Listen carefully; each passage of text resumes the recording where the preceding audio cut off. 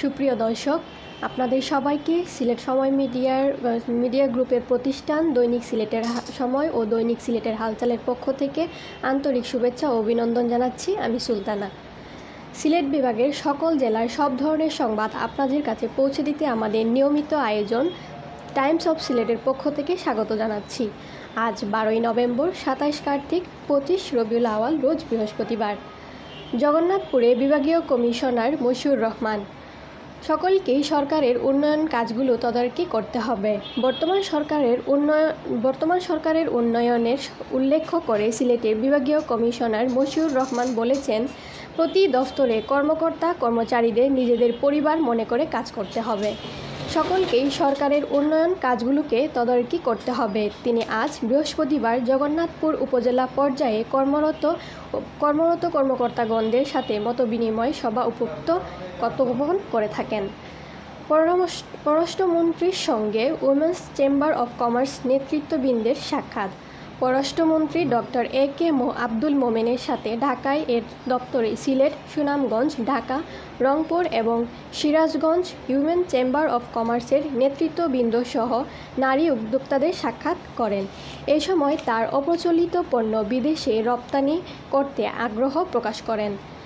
এ সময় উপস্থিত ছিলেন সিলেট উইমেন্স চেম্বারের সভাপতি স্বর্ণলতা রায় ও সুনামগঞ্জ উইমেন্স চেম্বারের সভাপতি হুসনা হুদা সহ নারী নেতৃত্ববৃন্দ।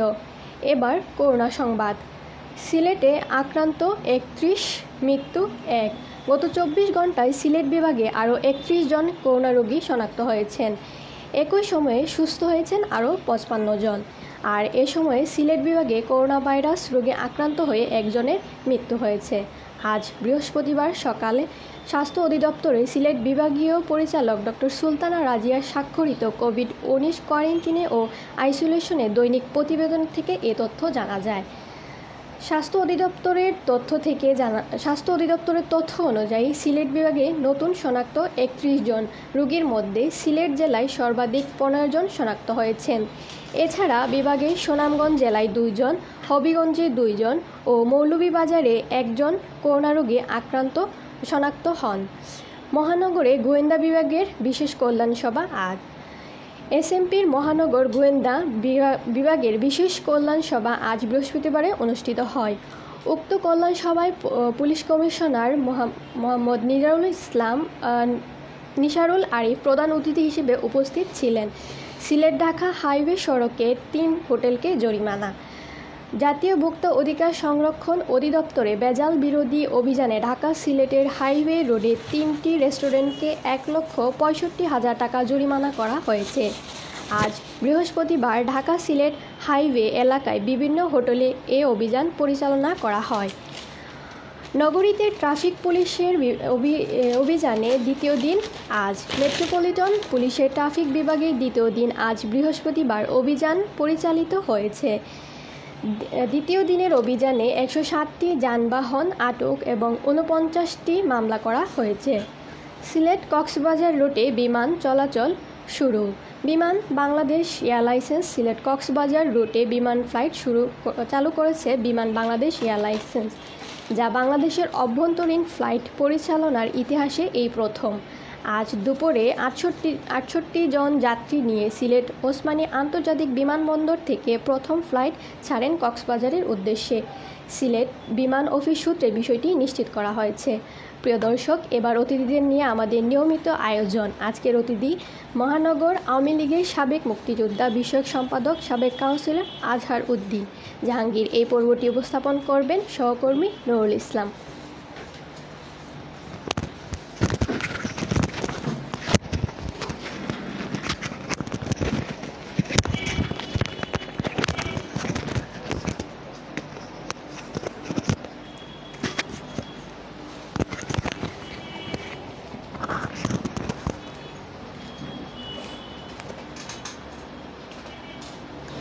সুপ্রিয় দর্শক, আপনাদের স্বাগত জানাচ্ছি আমাদের নিয়মিত আয়োজনে।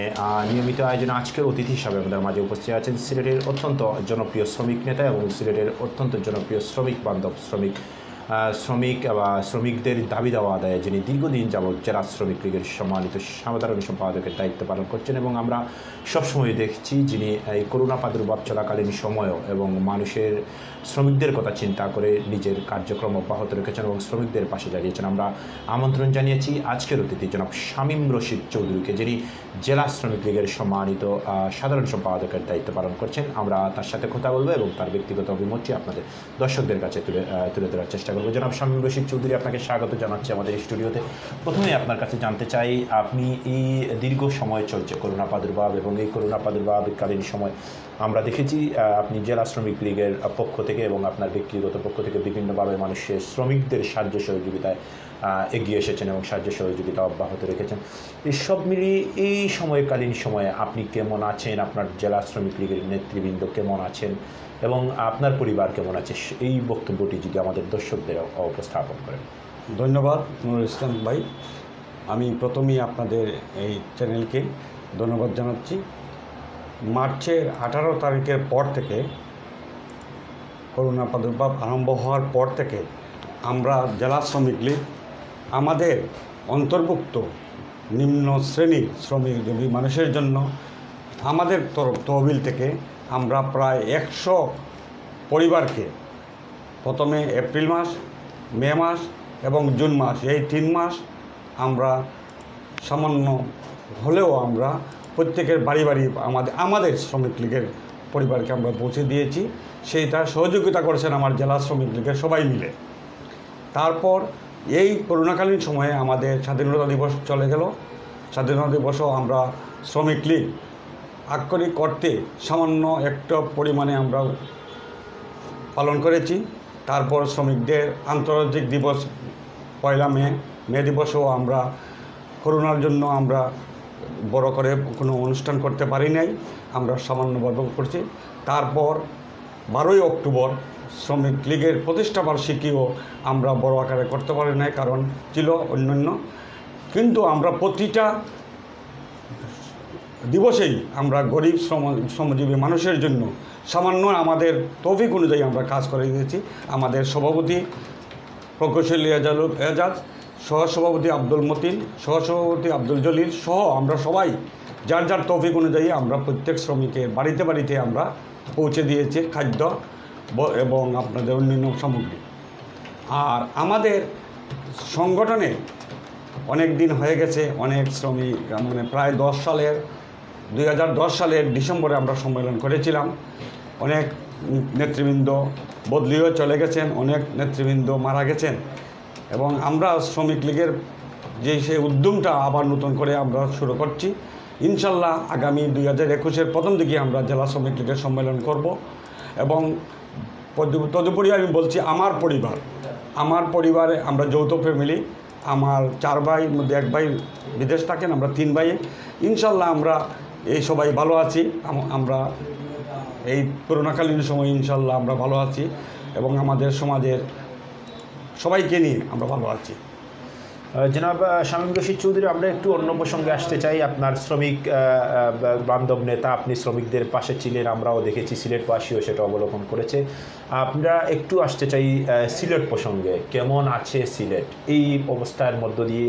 সিলেটের এমসি কলেজ থেকে শুরু করে বন্দর পুলিশ ফাঁড়িতে নির্যাতন নিপীড়ন এবং সর্বমহল থেকে এটির একটি নিন্দা জানানো হয়েছে এবং সমগ্র বিশ্ব জুড়ে, শুধু বাংলাদেশে নয়, সমগ্র বিশ্বের বিভিন্ন দেশ থেকে এ ধরনের ঘটনার নিন্দা জানানো হচ্ছে এবং ইতিমধ্যে সেই মামলাগুলো চলমান এবং চলছে, সেই কার্যক্রমও চলছে। এই হঠাৎ করে সিলেটের আইন শৃঙ্খলা পরিস্থিতিতে এ ধরনের কার্যক্রম অবলোকন করা যাচ্ছে বা এ ধরনের পুলিশের এই কার্যক্রম এবং এমসি কলেজে এই দর্শনের ঘটনা, আপনি একজন দীর্ঘ সময়কালীন শ্রমিক নেতা হিসাবে, রাজনীতির মাঠে একজন অভিজ্ঞ ব্যক্তি হিসাবে আপনি এই বিষয়গুলোকে কীভাবে দেখছেন, যদি আমাদের দর্শকদের আপনার অভিমতটি উপস্থাপন করেন।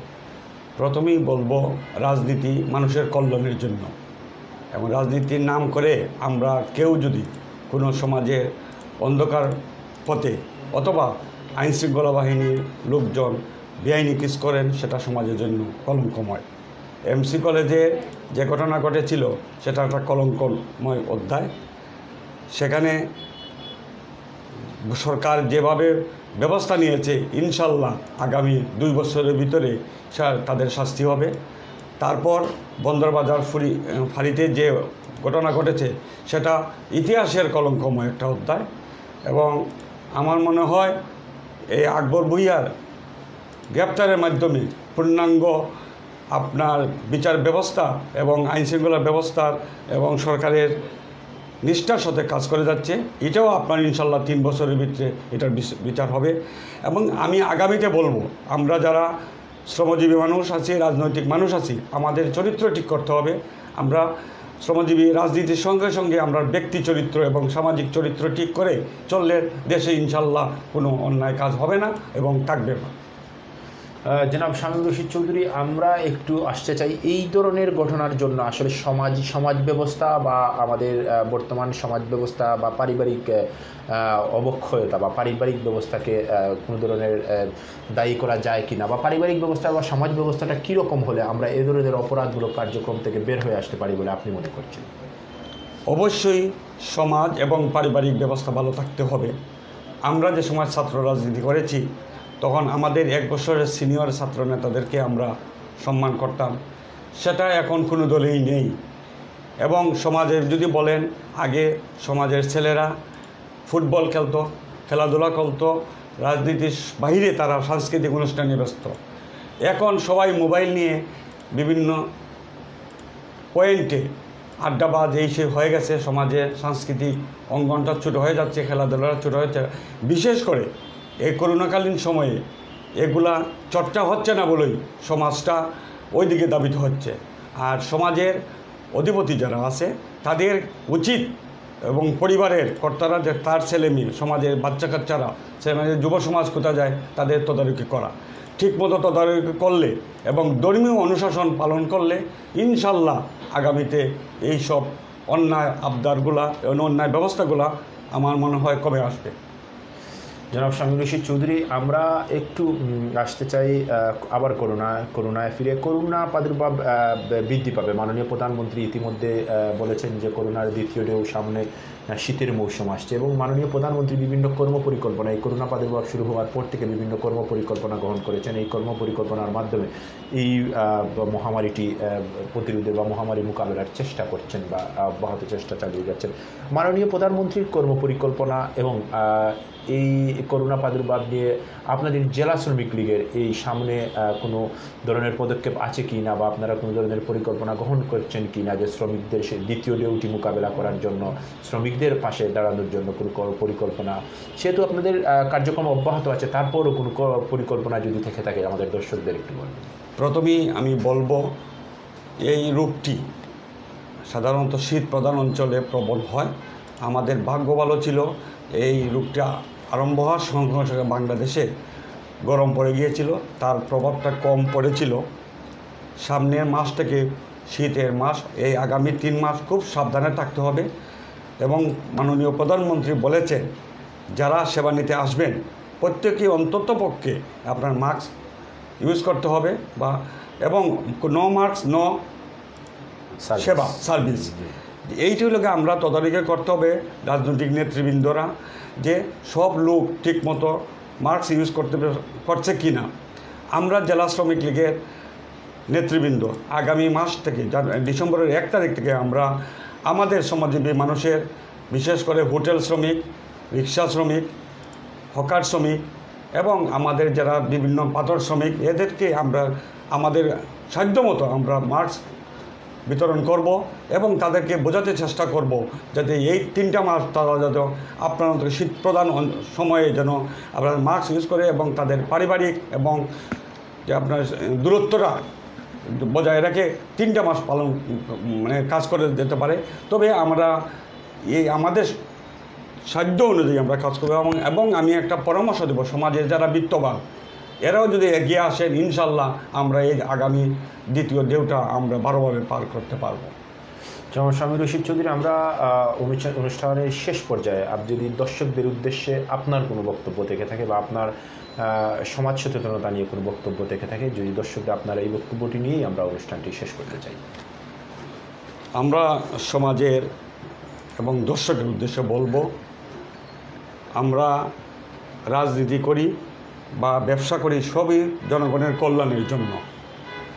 আমরা যারা রাজনীতি করি এদের নীতি থাকবে আগামীতে আমি আমার নীতির মাধ্যমে জনগণকে উপলব্ধ করা যাতে আমাদের পক্ষে আসে। ঠিক ব্যবসায়ীরা তাদের নীতির মাধ্যমে আপনাদের জনগণের কাছে তাদের ব্যবসার পরিধিতি বাড়ানোর জন্য, ঠিক আপনারা যারা সাংবাদিক আপনাদেরও সবারই একই কাজ জনগণের কল্যাণের জন্য। আমরা যদি সবাই সমাজের সব শ্রেণী সমাজের জন্য ঠিকমতো কাজ করি, ইনশাল্লাহ এই সমাজ একদিন উন্নতির দিকে যাবে, এটাই আমার আশা। প্রিয় দর্শক, আমরা কথা বলছিলাম জেলা শ্রমিক লীগের সম্মানিত সাধারণ সম্পাদক সিলেটের শ্রমিক বান্ধব নেতা জনাব শামীম রশিদ চৌধুরীর সাথে তার বক্তব্য শুনলাম এবং তার আমরা আপনাদের সব সময় বলে আসছি যে এই সময়টি করোনা প্রাদুর্ভাবের দ্বিতীয় ঢেউ শুরু হবে। আপনারা প্রত্যেকে সরকারের স্বাস্থ্যবিধি মেনে চলুন, নিজে নিরাপদ থাকুন, আপনার পরিবারকে নিরাপদ রাখুন, আপনার দেশকে নিরাপদ রাখুন। আপনাদের সবার সুস্বাস্থ্য এবং দীর্ঘায়ু কামনা করছি এবং আজ এ পর্যন্তই। আবার নতুন কোনো অতিথি নিয়ে নতুন কোনো সংবাদ নিয়ে আবারও হাজির হব পরবর্তী সংবাদে। আপনারা সবাই সে পর্যন্ত ভালো থাকবেন, সুস্থ থাকবেন, এই প্রত্যাশা ব্যক্ত করে আজকের মতো এখানেই শেষ করছি। সবাই ভালো থাকবেন, সুস্থ থাকবেন। আল্লাহ হাফিজ, শুভরাত্রি, আসসালামু আলাইকুম।